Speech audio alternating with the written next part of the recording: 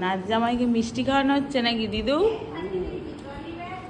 জামাইটা হাঁ করে রয়েছে, আমি আলতা খেয়ে তারপরে হাত ধরে আমরা আজকে চলে এসেছি পিসিমণির বাড়িতে, আর পিসিমণি দুই পিসিমণি মিলে দেখো কত মিষ্টি দিয়েছে। এত মিষ্টি কে খাবে? জামাইয়ের জন্য এত মিষ্টি।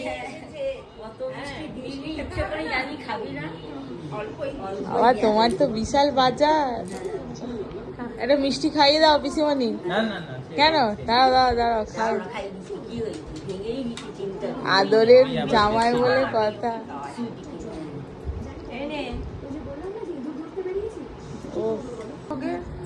ওফ, আদরের ভাইপো বলে কথা।